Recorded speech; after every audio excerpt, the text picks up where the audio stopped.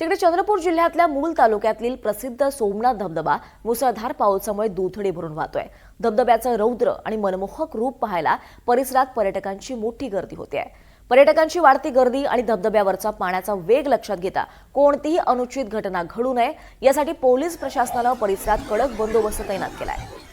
या संपूर्ण परिस्थितीचा आढावा आमचे प्रतिनिधी मनीष रक्षंबर यांनी घेतलाय। आपण चंद्रपूर जिल्ह्यातील मूल तालुक्यातील सोमनाथ या देवस्थानामध्ये आलो। या ठिकाणी एक सुंदर असा धबधबा वाहतो, बघू शकता। ज्यावेळेस पाण्याच्या पातळीत वाढ होते आणि पाऊस जोराने येतो त्यावेळी या धबधब्याचं रूपांतर मोठं होते आणि या धबधब्याचे पाणी हे भरपूर प्रमाणात असते आणि या ठिकाणी पर्यटकांची मोठी गर्दी असते। महत्त्वाचा विषय म्हणजे हे सोमनाथ पुरातन असं मंदिर आहे आणि एक प्रेक्षणीय स्थळ सुद्धा आहे। या ठिकाणी काही अनुचित घटना घडू नये याकरिता पोलीस बंदोबस्त सुद्धा लावण्यात येतो आणि या ठिकाणी पोलीस बंदोबस्त लावण्यात आलेले काही पोलीस कर्मचारी आहेत। पोलीस निरीक्षक स्वतः या ठिकाणी आलेले, आपण त्यांच्याकडून जाणून घेऊया ते काय सांगणार आहेत। सर, या ठिकाणी पोलीस बंदोबस्त लावलेला आहे, काय सांगाल? हा, नमस्कार।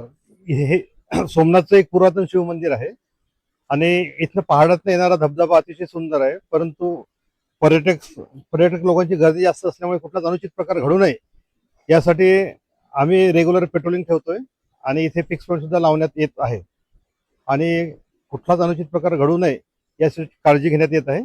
तसेच फॉरेस्टवाल्यांना सुद्धा आम्ही पत्रावर केलेलं आहे, त्यांचे सुद्धा गार्ड्स इथे उपलब्ध असतात। म्हणजेच एकंदरीत काहीही अनुचित प्रकार घडू नये याकरिता पोलीस बंदोबस्त चोख ठेवण्यात आलेला आहे आणि याकडे जे येणारे जे काही हुज्जत घालणारे जे मुलं आहेत त्यांना सुद्धा पोलीस चोप देत आहेत। एनडीटीव्ही मराठी करता मनीष रक्षंवर, मूल चंद्रपूर।